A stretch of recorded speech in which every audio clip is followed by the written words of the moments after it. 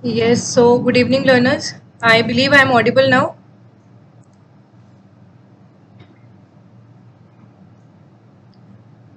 Yeah, so can any one of you just unmute and make sure that I am audible to you, or just send me a message in the chat box? Okay, thank you. So, sorry for the technical glitch. You would have to wait for 11 minutes. So, let's start this session, right? So, I'll just share my screen.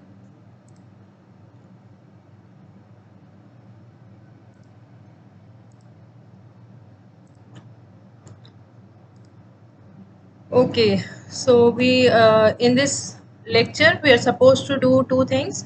First, we'll begin with discussing the answers to some of the questions of week one, and then I have a new topic for you people, which is a subtopic of risk assessment. So you must have studied risk assessment during your second week lecture. So I'll be teaching a methodology for risk assessment, that is QMRA. Okay. So let us first go through the answers of the questions which we left during the first session. So like the first question was, which of these following is renewable in nature? So I believe you all would have got the answer, right? The answer is wood. When we move on to the next question, where I told you that scrap iron is melted down and added to new iron. So this is an example of what kind of process? Is it reusing, recycling, reducing, or none of the above? So I would like some of you to please give me the answer in the chat box.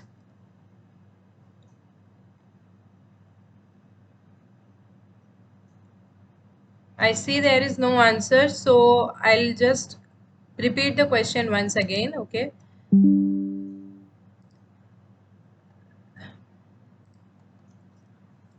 So we were supposed to answer that melting down scrap iron and adding it to new iron. So this is an example of recycling, right?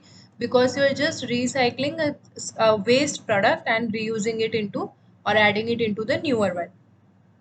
Then another question was we had to identify the life cycle stages. So each picture here represents a particular stage, maybe production, extraction, use, or disposal. So we had to identify, so you were supposed to identify the stages. So these are the answers. The first picture corresponds to the production stage. Then we have use. Then third is the disposal, and fourth is again a part of the production stage. Then the last question was you had to apply unitary method to understand how much energy is required to make 60 units of A and how much CO2 is emitted if you are making 1.25 units of B. So for this, I would like you to give me the answer. You must have solved it. And this was a question from week one, which you were supposed to do as home assignment. So please provide your answers, whatever answers you have calculated. Yeah, I see now Shaheen has responded to one question, so that we have already discussed. So please provide answer to the recent question where we were supposed to calculate the energy and the CO2 emission, or the last question of week one. I see there are 27 participants. So any one of you can provide me the answer in the chat box.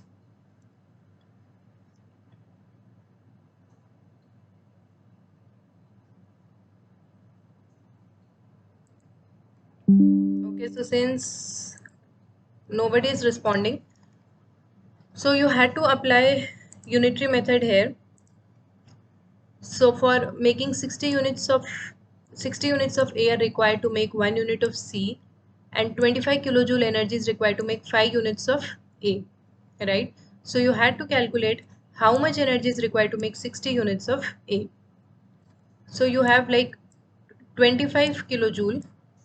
So when 25 kilojoule is required to make 5 units, so you can calculate that how much energy will be required to make 60 units, okay? So suppose your energy is X, so how much will be required to make 60 units? It is simple cross multiplication and you will get the answer. So which will be 300 kilojoules. In the second question, simply again we had to apply the unitary method. So 1.25 units are required to be added, and for 1 unit 2 grams CO2 is emitted. So again the process is same, that for 1 unit you are getting 2 gram of CO2 equivalent. So for 1.25 units, how much CO2 equivalent will you get? Okay. So this is again a simple cross multiplication and you will get 2.5 grams CO2 equivalent. So the correct answer in this question was C. And I had given you one more assignment regarding how you can apply the sustainable development goals in your day-to-day life, what you can do to achieve those sustainable development goals. So it is nice if any one of you has done, so it is that will help you to understand the concept more appropriately, right? So moving on to today's topic. So today I'll help you understand another new concept, which is quantitative microbial risk assessment. So like in the previous week or week 1, you understood what is LCA, right? And you can apply that LCA into any kind of sector, okay? And you can plan projects on that, or it will be very helpful for you in any domain. So similarly, this QMRA, it is a subtopic of your risk assessment part. Okay, this is a kind of method which you can apply for risk assessment. So now what is QMRA? Okay, so it is a simple mathematical modeling approach, and what we do is it is used to estimate the risk of infection or the risk of illness if a particular organism or if a particular human being is exposed to X number of organisms. Okay. So what does QMRA do? If a population is getting exposed to, let's say, X number of microorganisms, so what is the probability that 2% out of this population will get infected or they will get ill? So that is what QMRA helps us to do. So QMRA can be applied in food industries, it can be applied in the medical fields, and it is mostly applied in the food and water sectors. Okay. So suppose if you see this figure, so if a product is being produced from some produce which is taken from farm, so through the processing, how much of the microbes are getting attached to this food product? Okay, and what is the probability that after eating this product, the some of the consumers, they will fall ill? So that is what QMRA helps us to do.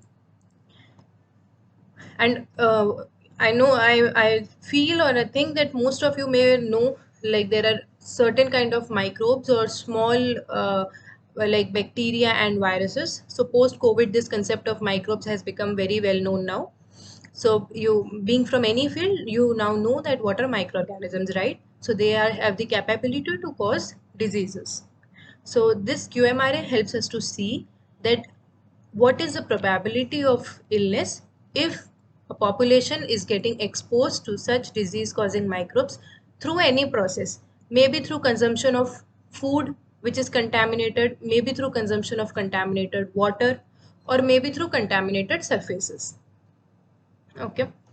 So for example, if you see this second figure, so we can see that there may be a positive patient. He is suffering from some virus, and during, now, there are some persons who are providing the some kind of services to this patient. Okay, these persons may be involved in the cleaning part, or they may be bringing food to this these patients, or they may be helping in their day-to-day activities. So these service providers, they are also getting infected with this viruses or the microbes. So what will be the probability that such healthcare workers will get infected? So you can estimate that also through QMRA. So this is just an example to show you how this method can be applied in different fields. Okay, and you can again take up a project on this part, and you can apply it through your day-to-day activities or through your business sectors. So again, what does QMRA do? It predicts the risk of infection upon exposure to pathogens, and you can come in contact with the pathogens through different way. There could be ingestion when you are having ingestion means you are intake, there is intake of pathogens that can be through contaminated water or through contaminated food. Then you can inhale them. There can be aerosols which can be inhaled. So this QMRA, it helps us to assess the likelihood of acquiring a disease when you are getting exposed to pathogens. Now, how can this be important? This can be important to see whether the water which you are drinking, whether it is safe or not. Okay. If a treatment plant is producing some treated water and it is saying that it is safe to recycle and reuse, so in that case you can apply QMRA and check the validity. Then it can be again used to define some health-based targets. And so basically you have to understand the reuse dangers when you are applying QMRA. So you apply QMRA to check the safety of the reuse procedures. Now this is again showing the significance of this concept. So you see that around 1.8 billion people, they are utilizing the contaminated water. Okay, and due to this there are around 12 million deaths per year, which is a huge number. So this means that better treatment is required, no doubt. When we talk about water, treated water, so better treatment is required, that is fine. But along with better treatment, you also require better assessment. So better assessment of existing procedures, plans and reuse approaches, that is also required. So in that way, QMRA comes into play. Okay. So now these are just some examples to show you what are the waterborne pathogens and diseases. So this is much more relevant to the biological fields. So you have different kind of bacteria, viruses, so they can cause different kinds of diseases. Like in India, cholera, diarrhea and typhoid, these are the most common diseases. So these are bacterial diseases, right? So now when we talk about pathogens, how can we get infected from these pathogens? Now this is just an example to show you how the pathogens can reach the humans. Now suppose there is excreta from the humans, right? It will go into sewage or it can also go to the land runoff. Okay, in case of open defecation, right? Then again it can go, the sewage can go into rivers or lakes. If it is not being treated, it can go as it is in some places, or if it is being improperly treated, then also the pathogens can go into the rivers and lakes. And then again we see in India there is many of the rural sectors, they are dependent upon the natural water bodies for their day-to-day life. So in that case they are entering into the humans. Okay, so similarly there are other pathways through which the pathogens can contact the humans. Now if the pathogen contacts humans, there can be different things. Depending upon the person or person's immunity, one can fall ill with symptoms or one can fall ill without any symptoms. Okay, and similarly there could be no illness or there could be death. So there are different scenarios depending, which varies from population to population and individual to individual. Like what could be the responses when one gets comes in contact with the disease causing microbes. So this was the main concept of QMRA. I'll just repeat it once more for you. So what does QMRA do? It helps you to identify the disease burden or the probability of infection or illness when a particular population is getting exposed to pathogens. What are pathogens? These are disease causing microbes. And the population can come in contact with the pathogens through different routes, that can be through contaminated water, through contaminated food, through recreational water. Recreational water means if you are reusing, suppose you are reusing the water coming from a wastewater treatment plant in some kind of swimming pools. Okay, So you're using that treated water to fill the swimming pools. So that swimming is a recreational activity. And if there is some pathogen in that treated water, so the population who is going for swimming, they will come in contact with the pathogens. So that is kind of exposure due to recreational activities. Okay, so this is what QMRA does. So after understanding the concept, now what is the main framework or the methodology for QMRA? So as similar to LCA, this is also having 4 to 5 main steps. Okay. So QMRA, the first thing to do is problem formulation. So what is the main, why are you conducting the QMRA? Okay. What will be the concern for which you are going to conduct QMRA? Suppose there are many waterborne outbreaks. Like recently there was a COVID outbreak. So you want to conduct a QMRA for a wastewater treatment plant nearby your college or nearby your home. You want to conduct a QMRA for that plant. Why? Because there is a concern that maybe SARS-CoV-2 or maybe COVID can spread through water also. So if the water is not properly treated, maybe it can spread through that process. So you want to conduct QMRA for that. So this is your concern or your problem for which you are conducting. So first your aim or your goal should be clear, right? Now after you are having your problem identified, you have to identify the pathogen of concern. So if you are talking about COVID, it is SARS-CoV-2. So that is the pathogen of concern. In India, typhoid is it's a very widespread disease. So if you are talking about typhoid, your pathogen of concern will change. Okay, that will be salmonella, right? Or maybe some X microbe. So after conducting hazard identification, you have to go to exposure assessment and dose response. So when you know that, okay, this is the pathogen of concern, then you have to identify what is the route of exposure, how the humans are coming in contact with that pathogen for the particular process. So if you are talking about wastewater treatment, so what is your affected population? That can be the wastewater treatment plant workers, or if the treated water is being reused, then it could be the population which is reusing that treated water. So that will be covered under exposure. Now, after you know the exposure assessment, you have to calculate the dose. Okay, what will be the pathogen amount of pathogens which is reaching that particular population?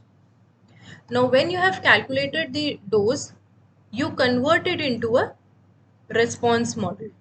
You put it into a dose response model and you get the probability of infection. And then you have to go for risk characterization and management. So the main steps are, you have to identify the problem. After problem identification, you have to see your pathogen of concern. Then you have to see how the population is getting exposed to the pathogen. What is the amount of pathogen that is going to the your target population, and then that pathogen amount will be converted into the probability through particular models. Okay, so the process is quite straightforward. It is developing a simple mathematical model.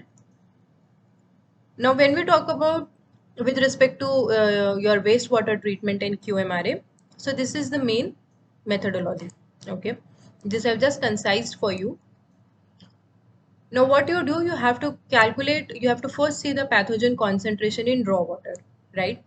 Suppose there is a treatment plant where you are having 3 treatment stages, A, B, and C. Okay, so I believe most of you are familiar with the treatment stages. So suppose we take it as primary, secondary, and tertiary, right? So you have to apply QMRA to this wastewater treatment line.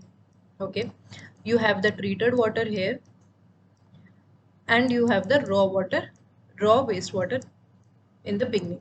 Fine. So you have to apply QMRA to this treatment line. So what will you do? You have to first see the suppose your pathogen is X. So you have to first see the concentration of X in the raw wastewater. Then you have to see the concentration of X entering the A unit. Then how much it is getting removed during A. Then how much of X is getting removed during B. And how much is getting removed during C. So that will give you the final concentration of X in the treated water. Then you will see how this treated water is being used for the population. Okay. So this has been concised here. You have to first see the pathogen concentration in raw water, then the reduction through the treatment line, then the concentration in the treated water, how many number of pathogens are getting ingested per day, what is the probability of infection, then you convert this daily probability of infection into the annual probability of infection, and you finally get the result in terms of dailies. So why we take the result in dailies? Dailies is a simple interpretable result.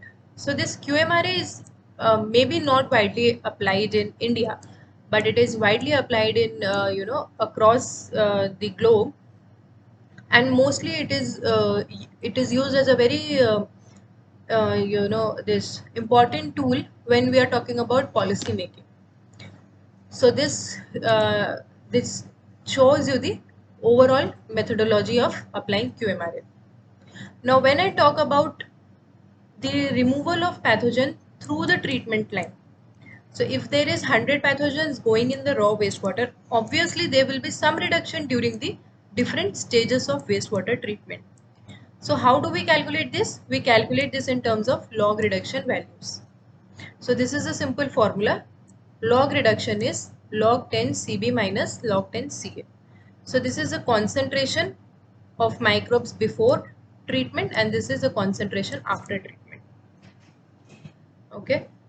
So this is the main formula that is being used to calculate the removal of pathogen through the treatment process. So this again here represents the methodology. First you have to identify the problem, then you have to see what is the exposure, how the pathogen is getting, population is getting exposed to the pathogen. Then what is the dose of pathogen that is exposed to the target population. Then you convert it into the form of a response, which will be probability of infection or illness, and you convert that daily probability into annual probability in dailies. Okay. Then you apply the uncertainty analysis and you compare it with the health-based targets. So WHO and these organizations, they have already defined these health-based targets for safe reuse of treated water. Then you can see what are the necessary corrective measures that are required for achieving that target if a particular plant is unable to do so. Okay. So I hope again this methodology part is clear. It is quite similar to LCA. There are 4 main steps how you convert you start from aim and goal identification towards your obtaining result in an interpretable manner. So again this diagram here represents a wastewater treatment system, right? And we have a primary treatment part, then a secondary treatment, and we are having disinfection here. So what will you do? You will first see the pathogen concentration in the raw sewage. Then we will calculate the reduction factors, that how much pathogen is getting reduced during the treatment line. And then we will get the final treated water. After getting the treated water, we'll see how the population is getting exposed to these pathogens. Then we'll see the exposure pathway. Then we'll convert that dose into the response and we'll get the results. So this here represents how you can integrate both the approaches. So initially we studied about LCA. LCA gives you the environmental performance and QMRA gives you the pathogen risk. So you can see that in LCA we get the risks that are to human health due to maybe global warming or ionizing radiation or particulate matter. If you remember, we studied 12 to 14 different impact categories in LCA. So LCA helps us to calculate the risk to human health due to these things. And complementary to this, not complementary, it could be parallel to this, the QMRA helps us to get the impact on human health due to exposure to pathogens. So these can go hand in hand, and overall they'll provide a comprehensive this performance estimation of any wastewater treatment plant. So you can apply QMRA, you will get the impact on human health due to pathogens, and you apply LCA, you will get the impact on human health due to global warming or ionizing radiations. Now these are some examples to show you how the pathogen concentration varies from the raw wastewater to the final effluent, and the if some pathogens are present in the treated water, how it will lead to disease. So see, this is there are approximately 1000 cells per liter of a particular microorganism, say X. Then when this water is getting treated through rapid sand filtration, there is reduction of 1 log. In ozone, there is reduction of 2 logs, and in slow sand filtration, there is reduction of 3 logs. And finally, the pathogen concentration is getting reduced to 0.28, this 0.001 organisms per liter. Okay. So through the treatment line, the pathogen concentration is getting reduced. Now, when an individual is drinking maybe 0.28 liters of this pathogen-laden water, there is a 30% chance of illness. So this is how you conduct a complete risk assessment. So you are actually assessing the risk of illness or infection when you are consuming contaminated water or contaminated food, or when you are coming in contact with any kind of pathogens. So initially I told you how we calculate these log reduction values. Now, how do you calculate the pathogen concentration after a particular treatment process? So this is the formula to calculate that. The concentration of pathogen post a treatment process A will be the concentration before A divided by 10 to the power log reduction value achieved during A. So if the concentration before this is 100, if the concentration before rapid sand is 100, so it is here 100. So after this it will be 100 by 10 to the power 1. Okay. So this is also simple direct formula how you calculate the pathogen concentrations for different treatment for different treatment processes. So this example again here, this picture represents the entire QMRA framework along with the results. So you see, first is the hazard identity. What is the aim? Aim is QMRA for Legionella. So this is a disease causing microbe. You're conducting an assessment to assess the risk of Legionella presence in drinking water, and finally how much disease will it be causing. So first you start with hazard identification. So you have understood the pathogen, that this pathogen is to be considered. Then you are doing 3 hours sampling. Then they have considered that there are different routes through which the infection can take place. It could be through showers or it could be through faucets. Fine. Then they have exposure assessment and dose estimation. So there are different kinds of scenarios. One is through the faucets and other is through showers.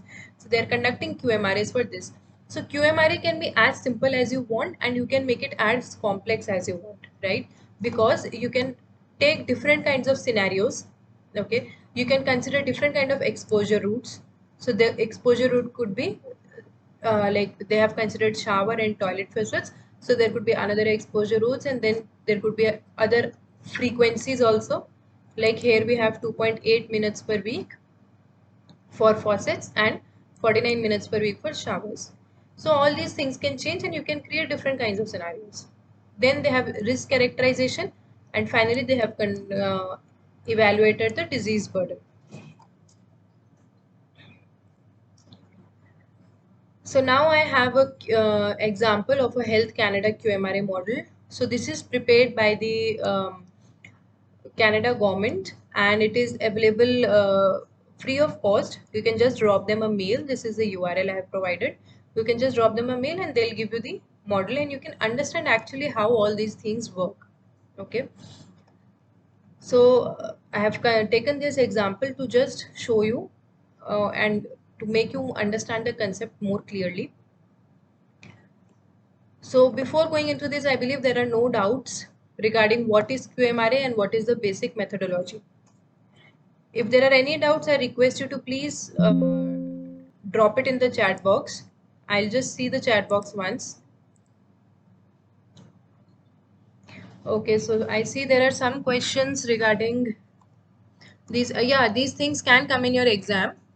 So that is the main concern of the syllabus. So these things, yeah, can come in your exam. So you should try to understand these as nicely as you can. So are there any other questions?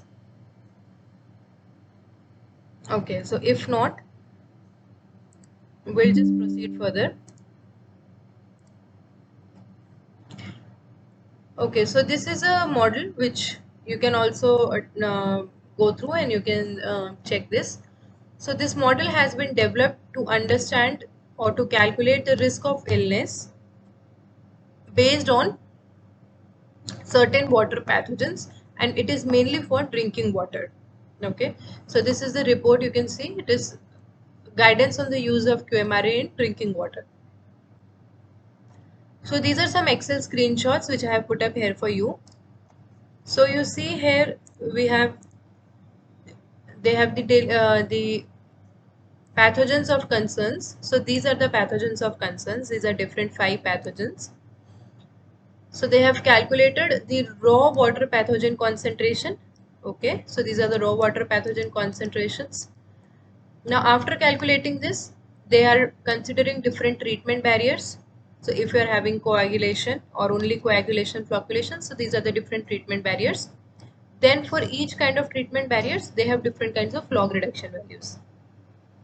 So you have coagulation, filtration, and then you have disinfection 1 and disinfection 2. So accordingly, they already have the log reduction values feeded in the model. So accordingly, you will get the final pathogen concentration. Okay, so you can see it here.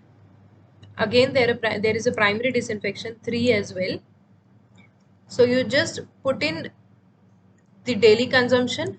This is for drinking water, so that is why they have taken the daily consumption.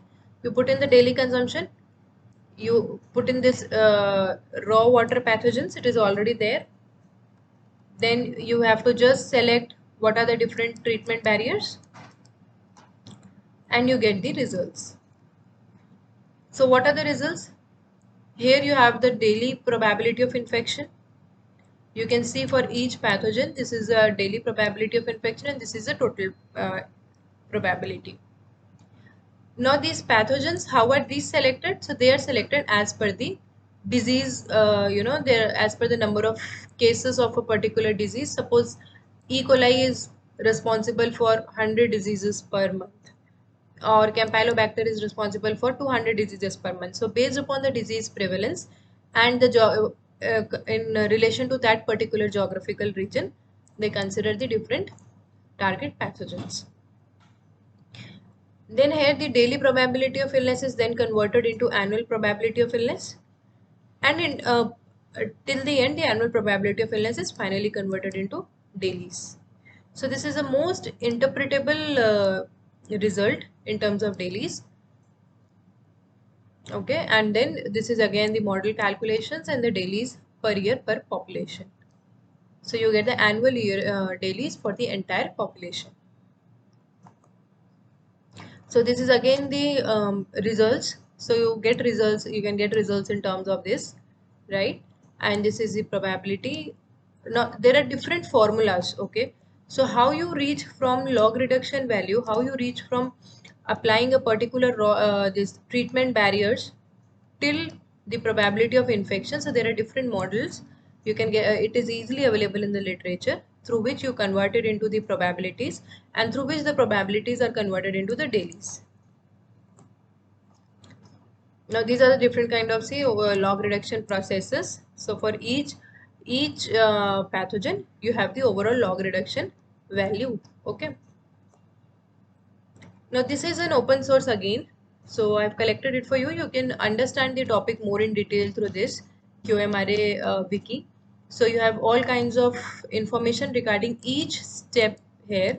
And they also have inventories for the log reduction values, for the raw water pathogen concentrations, and even for the dose response models. So you see there are 34 case studies. There is an inventory of 53 pathogens. So you can easily go through them and you can understand how actually this is being applied in the different sectors. So now we come to the question answer session. I would encourage you to be interactive and respond. And before moving onwards towards the question answer, let me just see if there is any doubt. Okay, so I see there is no a doubt yet. So I believe you are understanding the concept.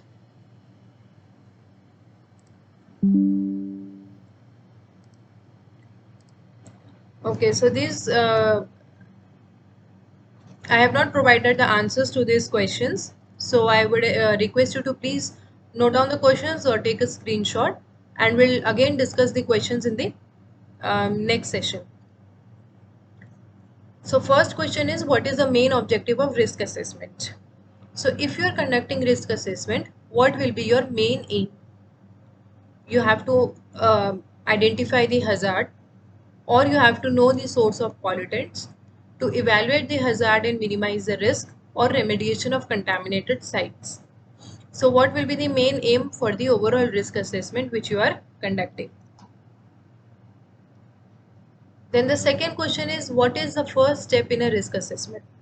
So what will be your first step when you are conducting any kind of risk assessment? Whether it will be you have to record your findings, identify the hazard, evaluate the risk, or decide who may be harmed. So who may be harmed means what is the target or the susceptible population. So what will be your first step when you're conducting any kind of risk assessment? Then the third question is, which of the following data is not required for risk assessment? So what is not required? Land use, land cover, contaminant levels. It means the level of the contaminant in the your particular uh, environmental sample. Then the affected population or the estimation of risk.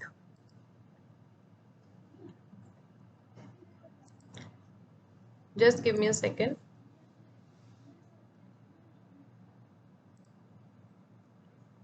Okay, I see there are some answers. Just give me a second.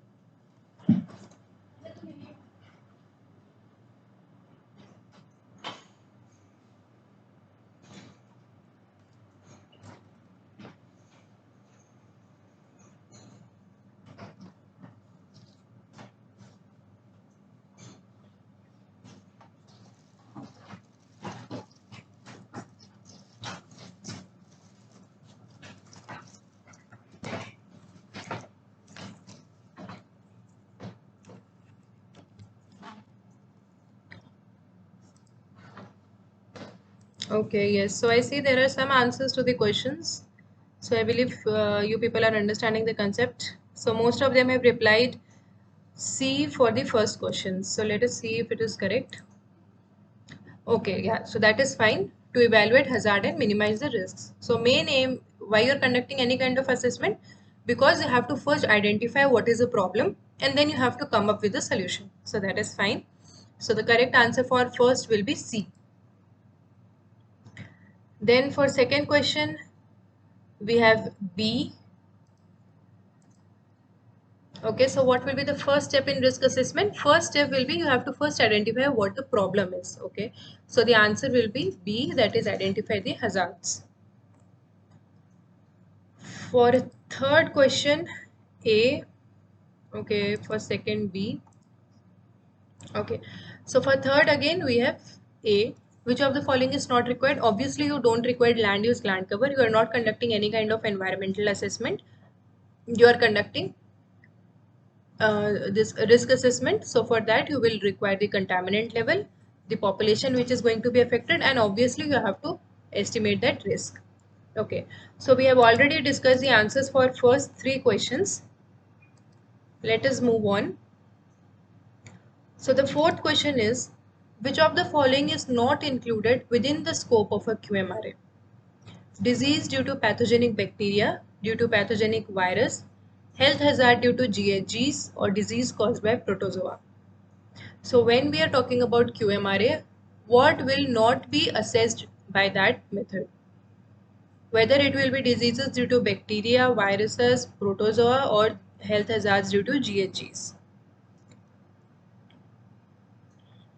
So let us see if we have any answer for this question. Oh, so the PPT is not shared, yeah.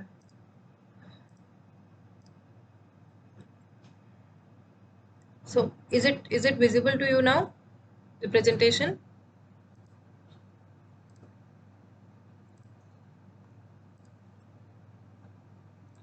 So I believe the presentation, okay, so it is visible, right?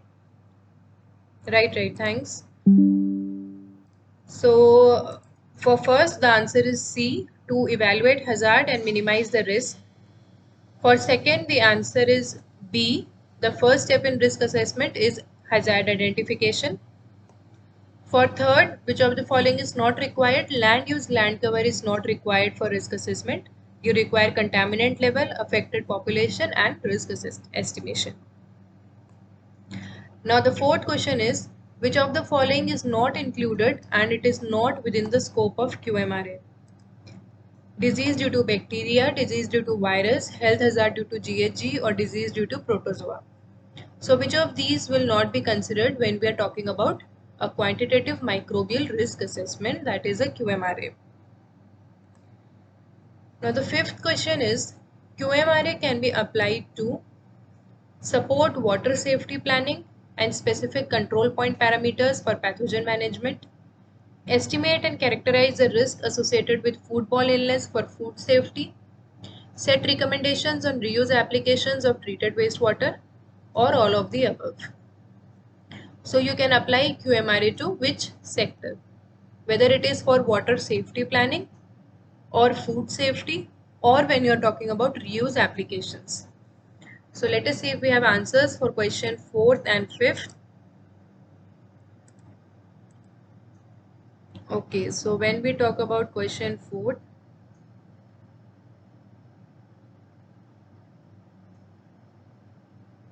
so most of you have written C for question 4 and D for 5th question. Okay, so this is right. GHGs will not be considered when we are talking about QMRA. GHGs are a part of LCA. And that is also correct for QMRA. All three, you can apply QMRA in all the three fields. So let us move forward. So I think now these are okay. There are three numerical type questions. You take a screenshot of these questions and I request you to please provide me answers with answers in the next session. Okay. In the next week, you have to come up with the answers, and I can also ask you to, show me the procedure or dictate me the procedure how you have calculated that. So the first question is, you have to calculate the log reduction value for a waterborne microbe A during primary, secondary and tertiary treatment stages. So you have to calculate how much of A is getting removed during primary, how much is getting removed during secondary, and how much during tertiary. So you have to give me the log reduction value. So I have already given you this concentration 5.4 into 5.46 into 10 to the power 7 CFU per ml. So CFU is just a unit when we are reporting bacterial cells. So it is just a unit. You need not get confused with it. So it is colony forming units per ml. So don't get confused with the unit. You see this much CFU per ml is present in the raw wastewater. Then after treatment, you are getting 5.46 into 10 to the power 5. Then again, there is some treatment in secondary, you are getting some other concentration, and after tertiary, you are getting only 5.46. So you have to calculate the log reduction value for these treatment processes.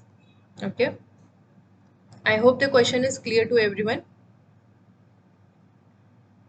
Now the next question is, you have to calculate the concentration of a waterborne microbe X in primary treated, secondary treated and tertiary treated wastewater, provided concentration in raw wastewater is this much cells per liter. Now suppose you have a waterborne pathogen X. Okay, so this is a waterborne pathogen X. Now in the previous question I gave you the concentrations. Okay, I gave you the concentrations here and I asked you to calculate the log reduction values for each treatment process. Now in this question you have the log reduction value for each unit. You have to give me the concentrations. Okay, so you have to calculate the concentration after primary, after secondary and after tertiary. So this is primary treated, secondary treated and tertiary treated. So I've already provided you with the formulas in the during the presentation. Okay, so you have to just apply the formula. It is a simple, you have to apply the values in the formula and get me these answers. So now the last question is, calculate the probability of illness per person per day for exposure to E. coli and SARS-CoV-2 provided daily dose for E. coli and SARS-CoV-2 are 0.52 and 0.47 respectively. Then a beta Poisson model is applied and an exponential model is applied for E. coli and SARS respectively. Okay. So this may be kind of confusing to you. So I told you that when we have the pathogen dose, we convert it into probability using certain models, right? So you see, these are the models that I was talking about. This is a beta Poisson model. I have already provided you with the formula as well. So this calculates the probability of infection daily probability of infection. And this is the exponential model, which is again calculating the daily probability of infection. So you have to calculate the probability of illness per person per day for exposure to two pathogens. One is E. coli and the second is SARS-CoV-2. Okay. Now I have provided you with the dosage value for both.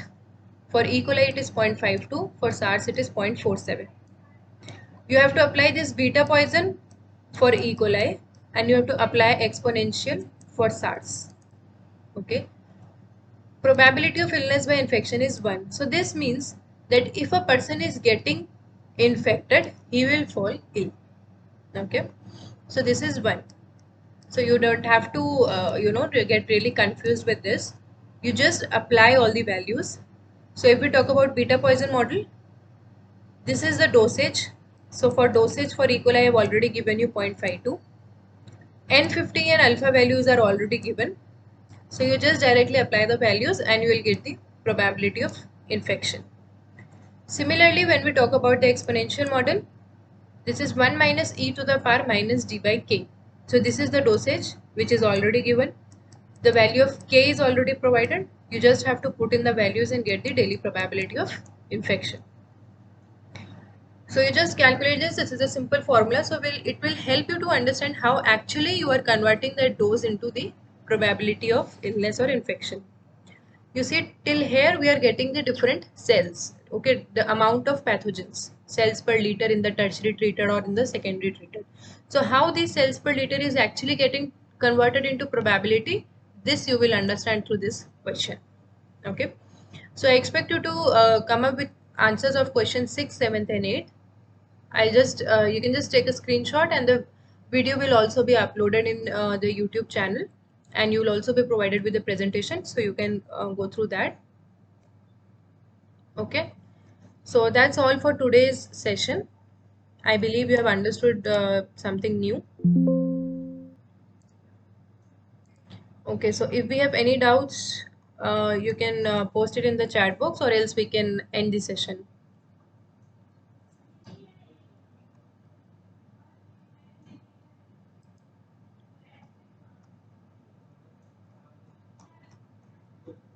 Okay, so if there are no doubts, we'll end the session. So thank you all for joining. and I hope to see you next week. Right? Okay, thank you.